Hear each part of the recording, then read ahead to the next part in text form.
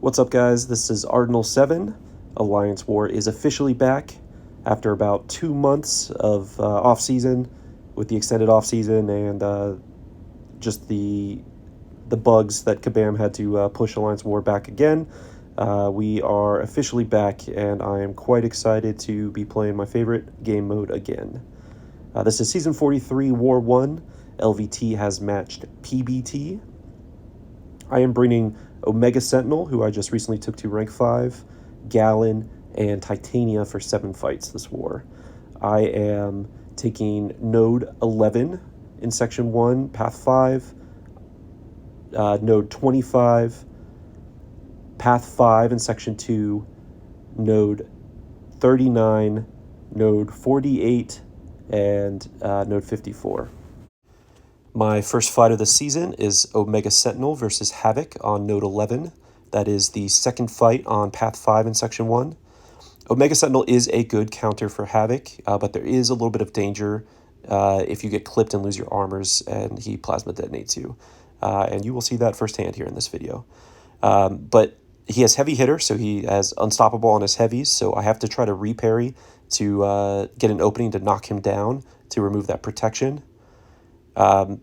The other thing that I want to do is push him to SB2 because that's easy to punish, and I can throw in a special after his SB2 or whenever I have an opening just to knock him down again.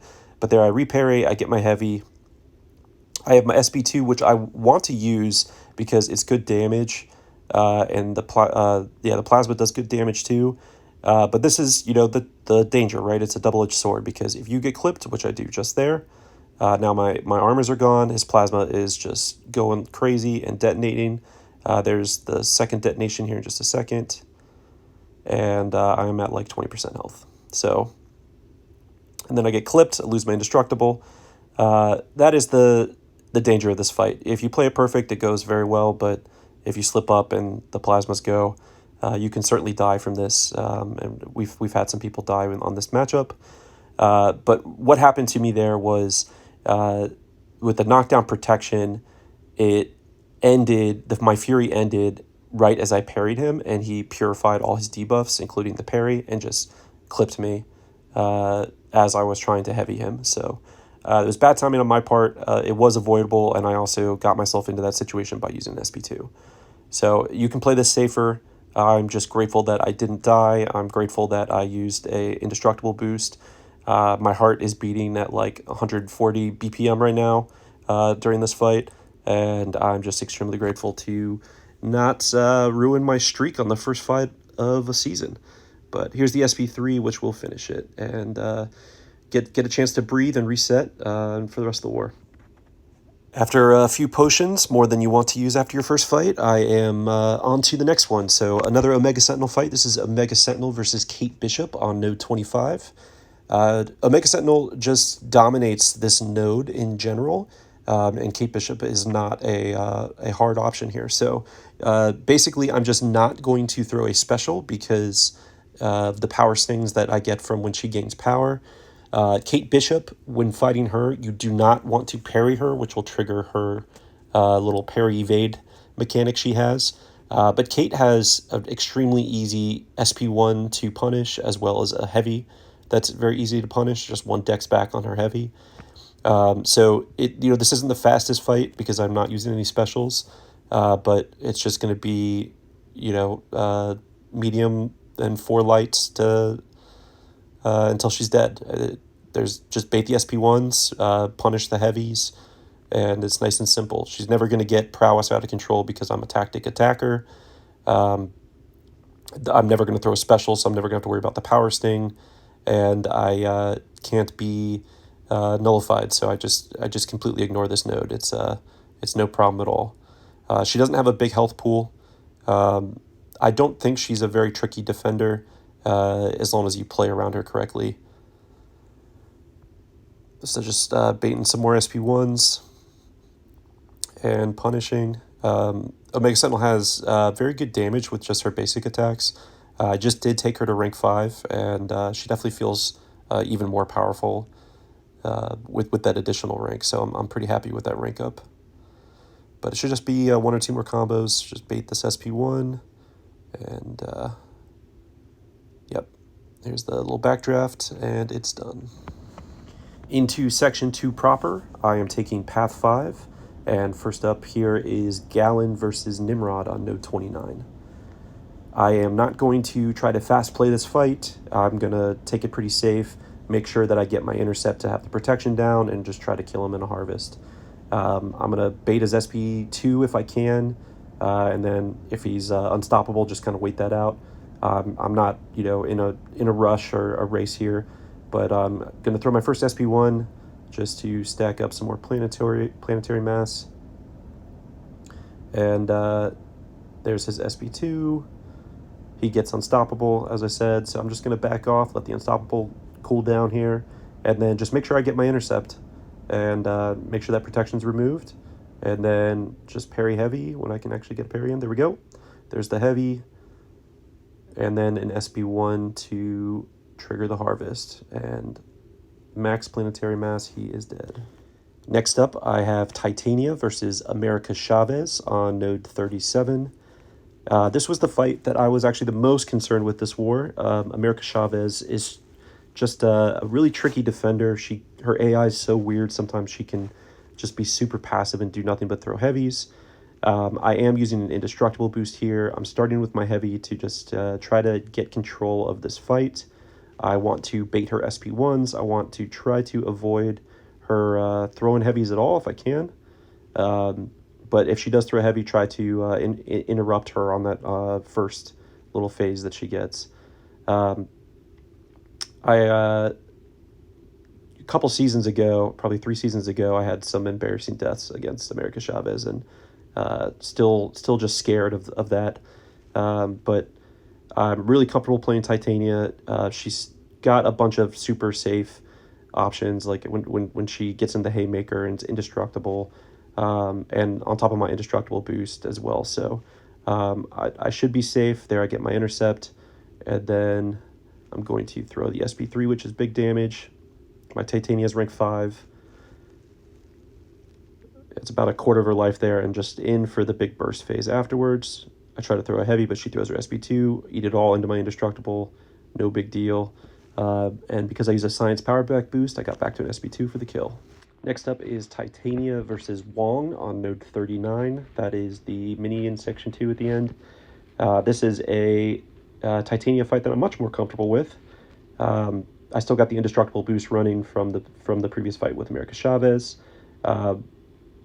The intercepts are going to come nice and easy to get protection down.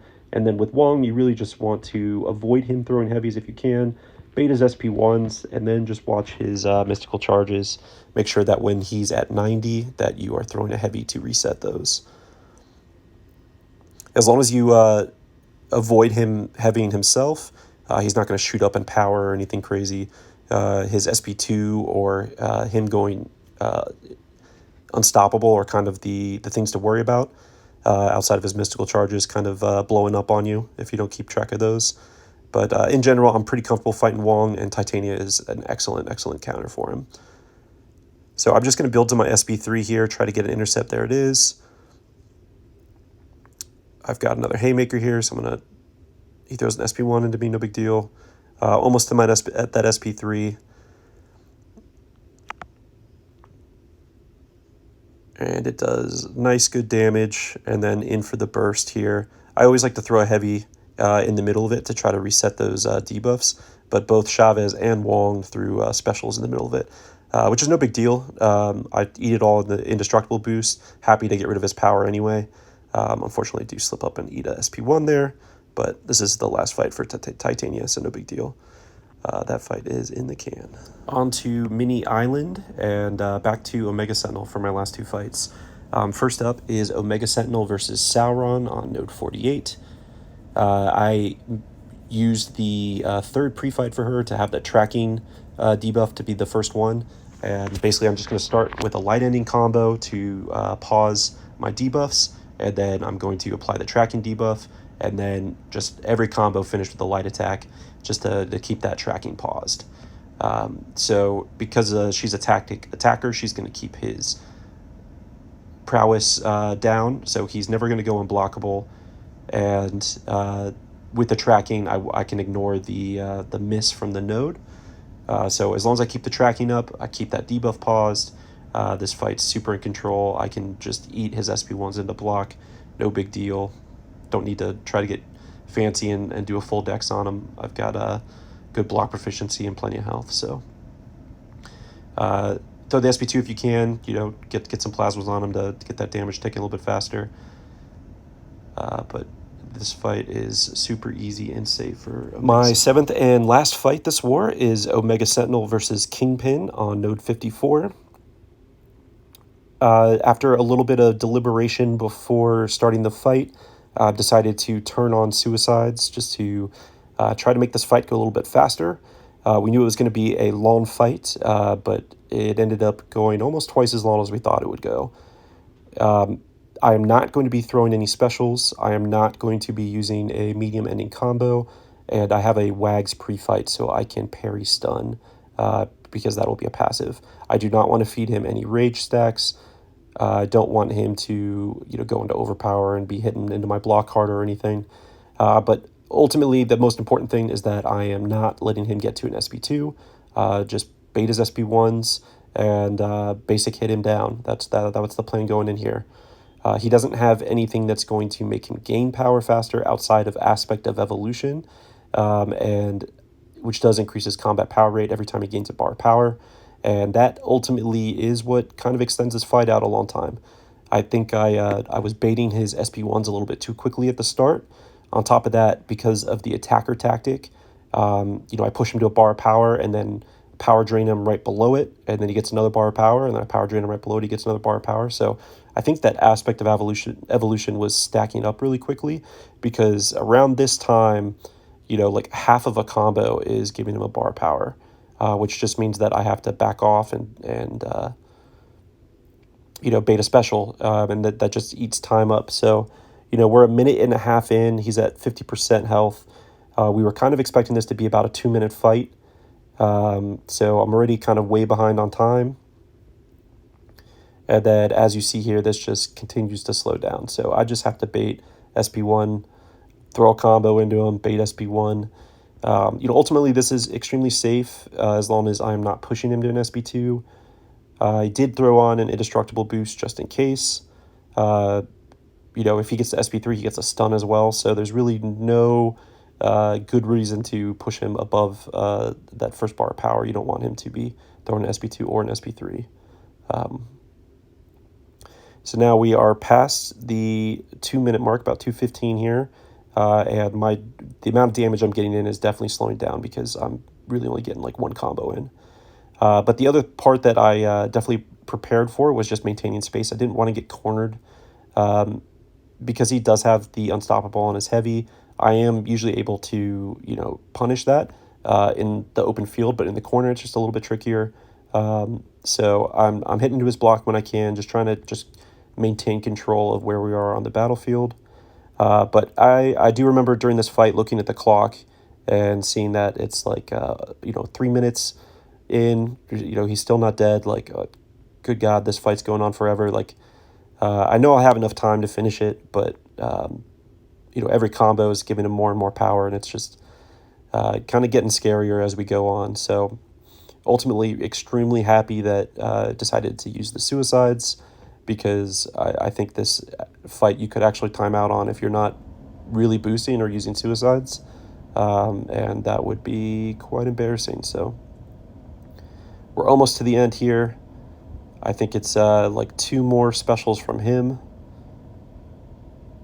And I am going to throw my SP3 to finish the fight. I just wanted to be extremely safe and make sure that it was going to kill him. So, I was thinking like 5% or lower at that point. So just need another combo. Don't mind if I push him above an SP2 at that point, because I'm going for the kill here. So there's the combo and the SP3. And thankfully it is enough damage. We get out of there. This was like just shy of 4 minutes on this fight, which is an eternity in Alliance War, it feels like. War 1 is in the books, 7-0 to start the season. Happy to get out of that first fight versus Havok unscathed. LVT as a whole did extremely well. We cleared with only 1 death in total. I think we have a great squad this season, and we put some effort in the off season to make sure we're ready for this. So I'm hoping for an extremely successful season here. And as always, thanks for checking in and watching the videos. I'll be posting each war. So thanks, guys.